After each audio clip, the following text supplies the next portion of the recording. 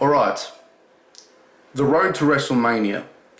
It's always an anticipated time for any professional wrestling fan because this is the time where shit gets real. And that's a fact. And shit has gotten real on SmackDown between Tiffany Stratton and Charlotte Flair. Now, I'm a bit late to cover this, but I wanted to talk about the female wrestling compendium in general right now because it's quite interesting. First point of address that I want to make to all of you is, why is Meechin not being used like she should be? She should have won the United States Championship far fucking earlier, and she hasn't, to my knowledge. Because, to be completely honest with you, I've missed a couple episodes of SmackDown and Raw because after Elimination Chamber, some stuff happened in my life that made it very hard to keep up with this weekly latex soap opera. So now I'm getting back on track, and the fact is, I'm quite impressed with the WWE, but I do have some worries. Now, number one, I'm glad Nia Jax isn't involved. I don't hate Nia Jax as a person, but it was so fucking annoying seeing her turn up every 2 seconds on both shows for a while. Her whole thing with Rhea for the championship, which she didn't deserve. Her whole thing about just showing up, saying the same thing over and over again. The audience not caring. It took Rhea Ripley to bounce Nia Jax like a fucking bouncy ball when kids play foursquare in primary school, for her to just take a brief respite. And then it took Trish Stratus returning and teaming with modern day Trish Stratus, aka Tiffany Stratton, in more ways than one, to send them packing for a little while. Now, that doesn't mean that I'm happy that Nia Jax is gone, because Candice LeRae is quite cute and quite attractive, and she seems to follow Nia Jax around like the bad smell that you know Nia Jax produces. And I'm quite sad that she's not present, because I like Candice LeRae. Now, talking about Rhea Ripley briefly, I'm a bit confused why she's now a part of the WrestleMania main event. And Bianca Belair said it best when she stood in the ring and said, "I won the Elimination Chamber. Rhea Ripley lost the title to Io Sky." Now, you could argue, if you were a mongoloid, that Rhea Ripley had the match cost from her by Bianca Belair being at ringside when she lost to Io Sky. If you're a moron, you could say that. But if you're not a moron, you'd know that that is not a fact. That is just retarded. So anyway, I do agree with Bianca, but as an Australian, I also do think it's good to have Rhea in the main event. Because unfortunately, despite me liking Io Sky, and most people saying they like Io Sky, when it comes to any interaction between Io Sky and either Rhea Ripley or Bianca Belair, it seems the crowd does not know what the fuck to do with her. Because they all seem to like both Bianca and Rhea a lot more. Which makes me feel a little worried that the main event of WrestleMania, well, not the main event of WrestleMania, but you know what the fuck I'm trying to say, the title match at WrestleMania is going to be a bit one-sided. And I was talking to my friend Dave about this, and he agrees. He says, okay, this is what he said. And, well, this is our conversation. I say, I'm watching the newest Raw. Why they keep doing LO like that, main? Now, the reason I said LO is because Spellcheck absolutely fucking hates Io Sky's name. I spelt it correctly and my phone changed it to low, which I don't even think is a real word. At least not in the way it's spelt. So, thank you, Android. And then he responds, I haven't watched any of it yet. It's the usual treatment pretty much, I say in response. In other news, the WrestleMania card is looking good, and we can watch it on the Flicks, I think. Now, Flicks is short for Netflix in the same way that Calc is short for calculator. He says, yeah, it's looking really good. That will be awesome if we can. Are you talking about Io Sky? And then yes, I reiterate that Spellcheck hates Io Sky's name. He says, haha, yes it does. It's a shame because she's pretty good. I think she will get steamrolled at WrestleMania. And it will be between Bianca and Rhea. I respond, yeah, she puts on a great show, but the crowd seems to not really know what to think of her. And this is what I'm saying. She is... got an itchy snout, hang on. She is a good star. She has had some good moments, and the fans seem to love her when she's in the ring, but the fans, oh my god. But the fans don't seem to really support her that much when it comes to her entrance or during her promos. Rhea is obviously always going to be very popular, and I can understand why she is in the main event of WrestleMania. Again, Rhea will always be very popular, and I can understand why, despite effectively, just like Nia Jax in previous months, should be out of the title picture because she lost to Io Sky fair and square and clean, but because she's the biggest star in the women's division right now on that brand, arguably, she should be in it. That makes sense. Bianca, everyone loves her. Although they seem to be working towards a bit of a heel turn for her because crowds have been receiving her a little bit differently recently.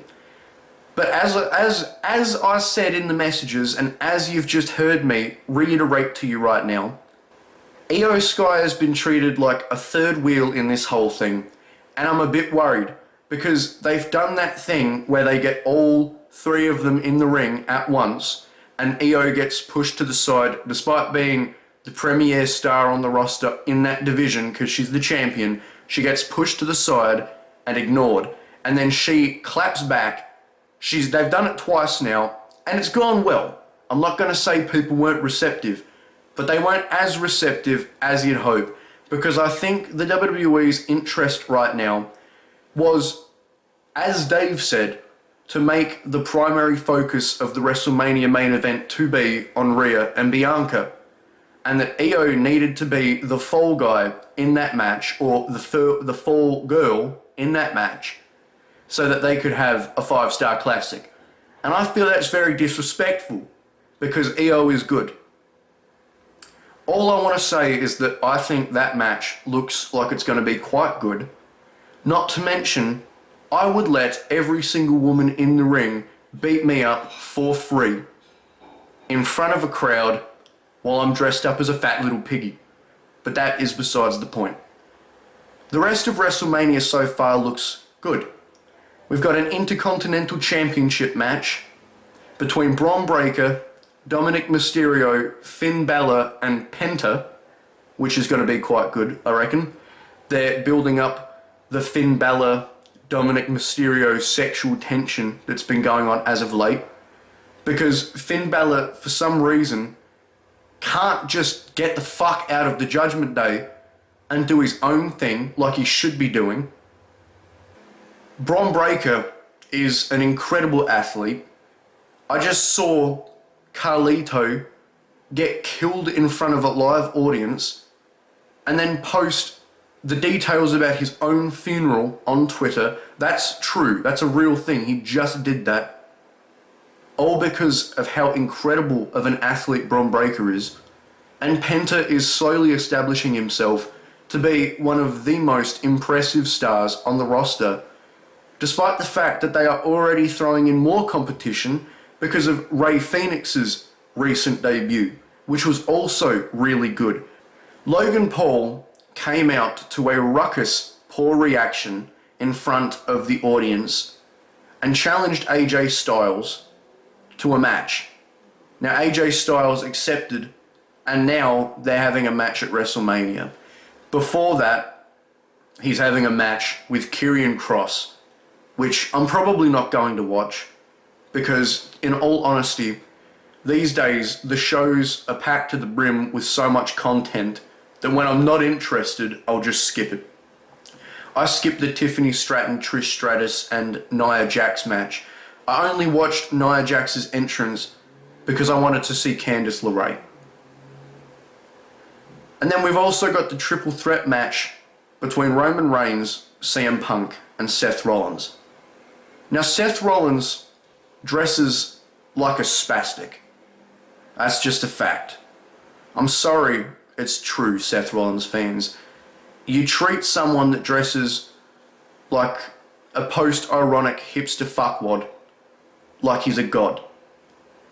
And then you've got Chad CM Punk and Chad Roman Reigns fighting over the love of a morbidly obese Paul Heyman, who, when talking to CM Punk about how great he was when CM Punk came out in front of the Chicago audience, sounded like he was 2 breaths away from going into cardiac arrest, but they both want to dress him up like a French maid and have him do sexual things to them, I'm assuming. Anyway, here's the topic of the video, because this was crazy. Tiffany Stratton took a shit on Charlotte Flair's whole life and existence, made her feel helpless, and then just walked the fuck out, shrugging off Charlotte Flair's accusations that my boy Ludwig Kaiser is in her DMs. I know I'm late to this, but it's a very entertaining and funny thing. And I wanted to talk about it because, in general, I left it for the end of the video. Because the fact is, I wanted to talk about the wrestling landscape in general, but this whole little Charlotte Flair, Tiffany Stratton shit fight is the most entertaining thing I've seen. And I got to watch a Mexican guy kick some NXT boy in the side of the head after walking across the top ropes. And a bitch fight between 2 of the hottest stars in the WWE Women's Division right now was the most entertaining thing. So, what happened? So what actually happened with this whole situation? Well, Charlotte Flair returned from a very long hiatus from the industry at the 2025 Women's Royal Rumble to win the entire match. Now, I have never been Charlotte Flair's biggest fan, but I will never claim she's a bad wrestler. I don't think she's bad. I just think that after all of the years she's been at the top of the women's division, we have seen stars like Shinsuke Nakamura, Kevin Owens, Braun Strowman, and LA Knight go from being the hottest stars in the company to still being liked, but being nowhere near the peak of their career success, while she somehow wanders back in after all of those years and wins a match that features so many other up-and-coming established talents, as if the match was simply held so that she could fucking come back and go back into the status quo. Not to mention the fact that over the years, Charlotte Flair has continuously gotten more and more, let's just say, alien-like in appearance. So seeing the battle-torn Charlotte Flair return, win the Royal Rumble to very polarizing and mixed reception, only to then choose to take on the fresh-faced, attractive, up-and-coming, current women's champion, Tiffany Stratton. It was always going to be a polarizing and interesting thing. Just hang on a second, I'm going to turn off my notifications. Do what I'm asking you to. It was always going to be polarizing to see how the fans would react to Tiffany Stratton versus Charlotte Flair. Well, it seems like Tiffany Stratton has heard the fans' intermittent booing of Charlotte Flair and has decided to say, if you're not going to push the button, bitch, I will push it for you. Because she took it to a whole new level on SmackDown when Charlotte Flair tried to get a little bit chippy with her.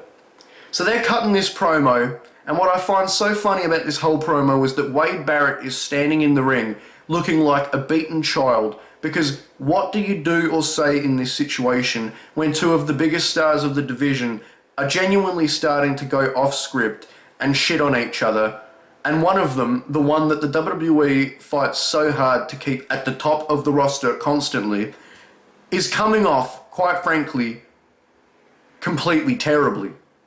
Charlotte Flair gets booed so loudly in this promo that Logan Paul was backstage wiping sweat from his brow, saying, "Thank God that's not me for once getting that reception." Charlotte looks like she's been rocked. It looks like she's gone 12 rounds with Mike Tyson, and she is absolutely rocked.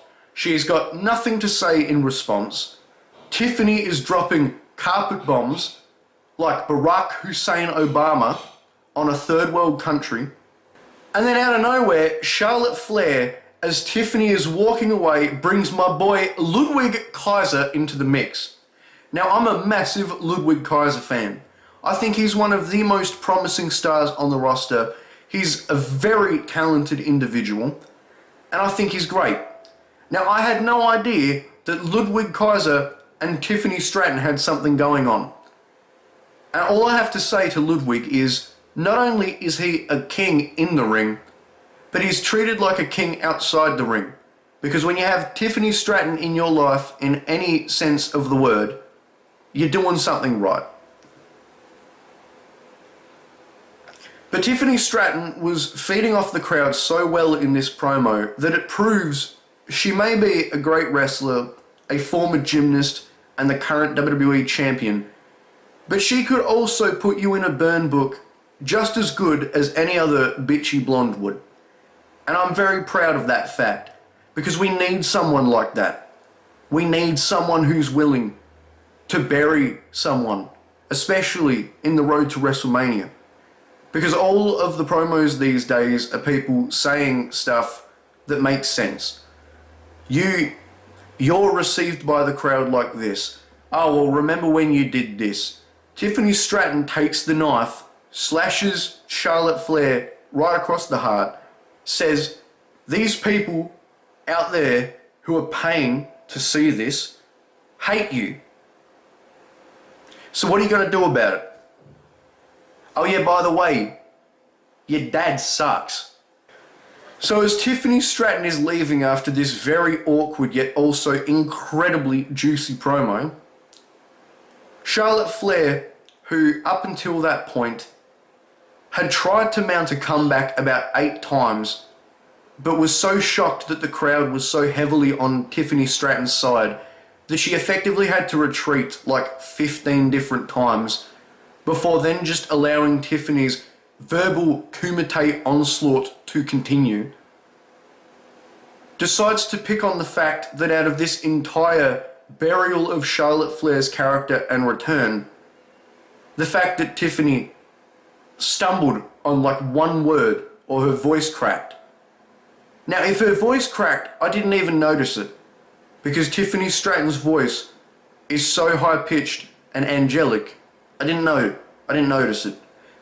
And you love to put on this facade like nothing gets to you, like you're above everybody else, but then you're crying on some boo-hoo talk show? Which one is it, Charlotte? But she chooses to pick on that for some reason. She sits there for the rest of the promo, Charlotte does, obviously very flustered, although that could just be the fact that her face doesn't look like it's been installed properly on her body. And then any time Tiffany says something after that fact, Charlotte is sitting there like making fun of her for voice cracking like she was a squeaker in a Call of Duty Black Ops 2 lobby. So Tiffany says, "You're fucking shit, mate. And I'm not freaked out by you or your nepotism. I'm also not freaked out by the fact that while I am getting the best dick of my life from all time from my boy Ludwig Kaiser, you're getting divorced from every partner you've ever had." So then as she walks out after dropping that tactical fucking nuke on Charlotte voice crack Flair, Charlotte then feebly tries to shoot her final poisoned arrow and completely misses the mark by saying, "Honey, why has Ludwig been in my DMs? I know you're getting the best dick of your life from him, so maybe I should get myself some." Charlotte Flair, you're not a bad wrestler and I don't hate you personally, but there is absolutely zero chance in hell Ludwig Kaiser would ever settle for a lady like yourself. Wade Barrett had to sit in the middle of these two divas showing their claws, Queen, looking like a molested kid. And then when Tiffany walked out, obviously fobbing off Charlotte's last attempt at a burn, everything went silent. People were so shocked. Now here's the thing. This whole situation has been considered a bit of a train wreck backstage. People on the Raw brand, actually, let me just read what I read recently about this situation. Okay, this is from ITR Wrestling. New update on Charlotte Flair Tiffany Stratton WWE promo, in quotations, wreck. Written by Shunak Chakrabati. It's got that picture of Charlotte right there and Tiffany. They're getting into it. This is better than anything. This is better than any soap you've ever seen. More updates out on Charlotte Flair and Tiffany Stratton's WWE promo issue. Last night, on the 4th of April episode of SmackDown, fans experienced a heated promo segment between Stratton and her challenger Flair at WrestleMania 41 in Las Vegas. Travis Scott theme featuring Playboy Cardi. The Queen is set to challenge Stratton for her Women's Championship. However, just days before her title match, things turned hot on the Blue brand. Why won't it let me scroll? There's ads everywhere. Although Stratton remained popular with Chicago audience, Flair encountered significant disapproval, which is true. They were booing her harder than Hulk Hogan was getting booed at the Netflix debut. And she wasn't even trying to randomly shill beer to people. Tensions escalated when both women deviated from their scripted moments and began exchanging personal criticisms. The segment was marked by several inappropriate comments featuring swear words. I think Tiffany said, "You're shit," or something. I think Tiffany said, "You're shit, cunt." I believe. Several inappropriate moments featuring swear words and personal comments. Over the weekend, several reports emerged about the backstage reaction to Charlotte Flair and Stratton's segment. However, in a new report by Fightful Select, it was noted that although there was heat between both women, there were no issues backstage, which is good. I may be really into this, like this is my version of those dog shit reality TV shows that wine mums watch. But it always is like, there's a different side to it as well. I don't think anyone should receive any harsh punishments for this because it was an entertaining, good moment. And that's just a fact. Everyone enjoyed it. The crowd loved it. I was jumping out my seat like a little monkey when I saw that. But it's also not good when one star comes off looking significantly worse because they can't compete in a verbal kumite against someone else in reality when they decide to deviate from the script. The problem with that, though, is that Charlotte Flair chose to deviate from the script initially, so she somewhat invited this entire thing, and she couldn't hang with Tiffy time and her fucking crazy, barbed responses. She couldn't hang. It's just a fact. Now let me continue. As per One and Fightful Select, it was Flair who went off script first, calling herself the Nepo Queen. However, as the former champion started mocking Stratton's voice, several people backstage felt the champion had to fight back. However, going that personal with her comments was ill-advised. I disagree. You want to be unprofessional after all these years in the company, yet you also don't want the person you're being unprofessional with to respond to those accusations or those insults. Is just dumb. And you better make sure that if you're going to fuck with someone on a professional level in the middle of the ring, you should be able to take them the fuck down. You shouldn't have to worry about being defended by the company when you decided to do this. But either way, neither the line about Flair's divorce nor the Queen's comment on Ludwig Kaiser was cleared.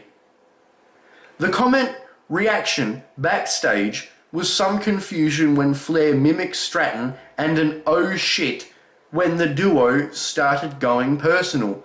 Although, as per Fightful Select, many at Raw had a good laugh at Ludwig Kaiser's reaction to the situation. Now, I want to see what Ludwig Kaiser's reaction to this was, and I want to see if there's any validity to Ludwig Kaiser hopping in Charlotte Flair's DMs. Because let's be completely honest here.